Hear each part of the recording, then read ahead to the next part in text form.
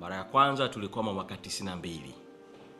Tume ya Nyalali iliyoundwa 91 ilipendekeza kwamba ili nchi ingie kwenye mfumo wa vyama vingi, lazima kwanza kuandikwa katiba mpya inayoendana na mazingira ya mfumo wa vyama vingi. Lakini wakati ule CCM wakafanya mkutano, vikao vya CCM, na wakakataa hayo mapendekezo ya tume ya Nyalali. Wakasema tu katiba irekebishwe, iingizwe maneno vyama vingi, lakini isiandikwe katiba mpya. Kwa hapo ndipo tatizo lilipoanzia. Sasa baadaye, wakati wa mchakato wa tume ya mabadiliko ya katiba ya Warioba, tatizo hilo tulielekea kukaribia kulitatua kama taifa. Kulitungwa sheria ya kura ya mabadiliko ya katiba, kukaundwa vile sheria ya kura ya maoni. Maoni yakakusanywa nchi nzima kwa wananchi. Tume ikaandaa rasimu ya kwanza, ikarudisha kwenye mabaraza ya katiba, ikaandaa rasimu ya pili. Akakabidhiwa rais tarehe 30 mwezi Disemba mwaka 2013. Na baadaye mwaka 2014 tukaingia kwenye bunge maalum la katiba. Kwa hiyo tayari kimsingi kulishaandikwa rasimu ya katiba ya tume ya mabadiliko ya katiba maarufu kama rasimu ya Warioba. Sasa kilichotokea sasa tulipokuwa kwenye bunge maalum la katiba, wakati mimi nilikuwa mbunge wa Ubungo, kwa nilikuwa sehemu ya bunge hilo. Kabla bunge halijakaa kupitia kuiboresha hii rasimu ya Warioba kwa kuzingatia maoni ya wananchi, CCM ikakaa tena kikao cha halmashauri kuu ya CCM, ikakataa yale mapendekezo ya tume ya Warioba, ikakataa maoni ya wananchi, ikakataa kwenye masuala mengi kuhusu muundo wa muungano na mambo mengi, hata kuhusiana na mamlaka ya rais, tume ya uchaguzi, haki za watu na maeneo mengine. Kwa wakatoa maelekezo sasa juu ya namna ya kuchakachua kimsingi mchakato wa katiba. Kwa tukarudi kwenye bunge maalumu, ndio maana kwa na migogoro sana wakati ule ya nani aanze kati ya rais au mwenyekiti wa tume, baadaye kanuni iseme kura ya wazi au siri na utaratibu mwingine. Yote hayo yalikuwa yanapangwa kwa ajili ya kuvuruga mchakato wa katiba. Kwa hiyo mwisho wa siku CCM ikatumia wingi wake vibaya ndani ya bunge maalum la wabunge wake, wajumbe wa baraza la wawakilishi, na hata kwenye ile kundi la 201 wakatolewa na rais, lakini wakaingia kwa kivuli cha makundi mengine, lakini walikuwa wateule wa rais na wengi wao walikuwa wana CCM au watu wa mfumo. Kwa mchakato ukaharibiwa. Sasa mchakato umeharibika, kukazalishwa kinachoitwa katiba inayopendekezwa baada ya umoja wa katiba wa wananchi tulipotoka bungeni, walipobaki wenyewe. Kwa hapo ndipo mchakato ulipokuhamia kwamba tuna nyaraka mbili za katiba. Kuna rasimu ya tume ya mabadiliko ya katiba na kuna katiba inayopendekezwa. Kwa utapotaka kuanza mchakato wa katiba, ni lazima kuanzia hapo, kuondoa huo mkwamo au mgogoro uliotokea wakati ule. Na namna ya kuondoa huo mkwamo au mgogoro ni kutengeneza sheria ya mabadiliko ya katiba ambayo kimsingi kwa mtazamo wangu inapaswa sheria hiyo iweke ndani ya sheria yenyewe, ifute kile kilichofanywa na upande mmoja ulipobaki peke yao ndani ya bunge kinachoitwa katiba inayopendekezwa. Turudi pale kwenye rasimu ya Warioba, turejee vitabu vya maoni ya wananchi vilivyokusanywa, kutengenezwa muundo sasa wa kukwamua mchakato wa katiba mpya. Sasa sisi Chadema tulishaanza kuliona hili mapema. Ndio maana tarehe 17 mwezi Juni mwaka huu 2026 tulitangaza, baada ya maazimio ya kamati kuu, kuundwa kwa kamati ya watu 11 ya kutengeneza rasimu ya sheria ya namna ya kukwamua mchakato wa katiba na ratiba ya namna ya kukwamua mchakato wa katiba na utaratibu mzima. Kwa katika wakati mwafaka, kamati ile ya chama itakapomaliza kazi yake, itakapoleta kwa kamati kuu, Chadema itaiongoza nchi kuonyesha utaratibu gani utawezesha kukamilisha mchakato wa katiba. Lakini muhimu pa kuanzia ni lazima kutengenezwe sheria ya kukwamua, kuendeleza na kukamilisha mchakato wa katiba mpya. Na sheria hii haipaswi kusubiri. Mchakato inabidi uanze sasa.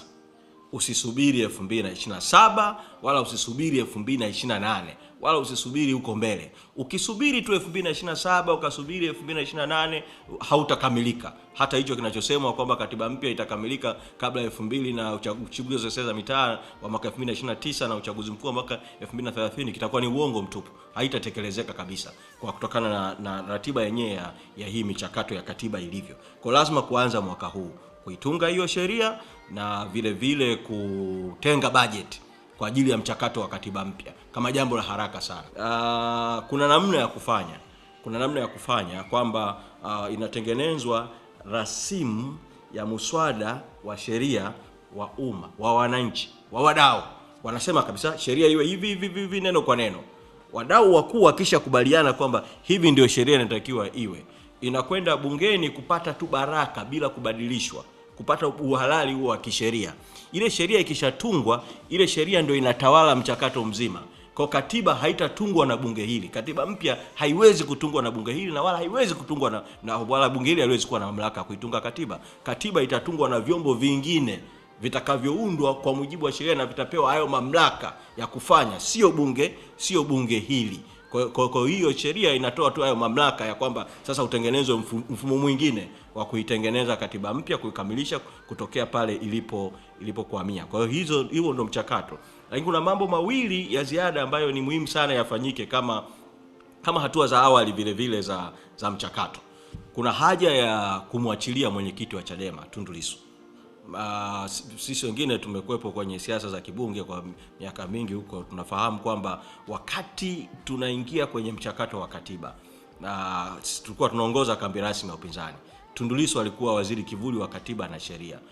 Mchango wake wakati akiwa waziri kivuli wa katiba na sheria wa bungeni, wakati tunajadili miswada ya sheria hii ilipoletwa mara ya kwanza, hata ulipokuja mara ya pili baada ya kukwama bungeni kwa kuharibiwa, tulipokutana na aliyekuwa rais wakati huo Kikwete Ikulu, tulizungumza, tukarudi tena bungeni, tukarekebisha baadhi ya mambo. Mchango wake kwanza wa kitaalamu kama mtu ambaye amekuepo wakati wa mchakato wa katiba, akiwa ndo waziri kivuli wa katiba na sheria wakati huo, mchango wake wa kitaalamu ni muhimu. Lakini sio mchango wake tu wa kitaalamu. Tundu Lissu anawakilisha kundi moja kubwa sana katika jamii. Linaitwa kundi la Chadema kwa sababu Chadema ndio kinachoongoza, lakini nyuma yake wako Watanzania wengi ambao wengine si wanachama wa Chadema, ili mradi wanapenda haki, wanapenda uhuru, wanapenda demokrasia, wanapenda mabadiliko, wanapenda maendeleo ya nchi kwa mtizamo wa haki. Kutoka kwake kutatengeneza mazingira ya hata tunapozungumza kuhusu kutengeneza rasimu ya sheria namna ya kukwamua mchakato wa katiba mpya, tayari kukawa kuna mwafaka wa kila upande kushiriki katika huu mchakato, kuanzia katika hatua za awali sana za fikra za mchakato wenyewe. Kwa hilo la kwanza. La pili ni kwamba kuna tume iliundwa ya rais maarufu kama tume ya Chande. Pamoja na sisi hatutambui huo mchakato wala hatukubali nao, lakini tume ilitoa hotuba ya tume alitolewa na mwenyekiti wa tume Jaji Chande. Ripoti yenyewe ya tume haijawahi kutolewa. Tume imeeleza moja ya vyanzo vya migogoro iliyotokea tarehe 29 Oktoba na hatimaye ikaleta mauaji, imesema ni katiba mpya. Tume imependekeza nini kifanyike kuhusiana na mchakato wa katiba mpya, lakini mapendekezo yale na hata maelezo ya chanzo ni muktasari tu. Unaweza kujua undani wa hayo kama ripoti kamili ya tume ikiwekwa wazi.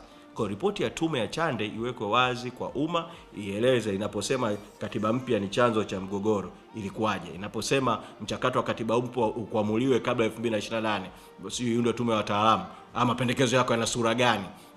Lakini kuna zaidi ya hapo. Sambamba na hilo, kusitumike kisingizio chochote, kwa sababu siku ile ripoti ya tume ilipotolewa, tume ilisema na aliyepokea ripoti Samia Suluhu Hassan naye alisema kwamba baada ya tume ya Chande kutaundwa tume nyingine ya kuchunguza mambo ya jinai maarufu kama tume ya Jaji Lila, ikaja ikaundwa baadaye, alafu baada ya hapo kutaundwa tume nyingine ya maridhiano, alafu baada ya hapo ndio kutaundwa tume ya kuhusiana na swala la katiba. Kwa hiyo wamezungumza kuhusu hatua 4. Tukiingia kwenye mtego kama taifa wa kufikiri kama jambo la taifa linahitaji, jambo la katiba linahitaji hatua 4, tumekushakwama. Tunakwama mchakato, tutachelewesha mchakato. Kwamba eti kwanza Chande, tume ya Chande, tume ya Jaji Lila, tume ya maridhiano, alafu ndio tume ya katiba. Hiyo ratiba na huo utaratibu wa kwanza hivyo si utaratibu sahihi kabisa, sio fikra sahihi kabisa. Kwa hiyo ni kutenganisha, lazima kutenganisha mambo ya jinai, pamoja na kuwa sisi hatuitambui hiyo tume ya Jaji Lila wala tuungu mkono. Kama kuna tukuona sababu yote ya kuundwa kwa hiyo tume, kama kuna mambo ya jinai au matuma za jinai, ofisi ya mwendesha mashtaka wa serikali ipo na vyombo vingine vipo, tume ya Chande itakiwa ifanywe kazi. Hakukuwa na sababu yoyote ya kusema kwamba inabidi kuundwa kwanza tume ya maridhiano alafu ndio tuje kwenye tume ya mchakato wa katiba mpya. Hiyo ni mikakati tu ya kuchelewesha mchakato. Kwa hiyo utaratibu wa kutengeneza tume baada ya tume baada ya tume, huo usifanyike.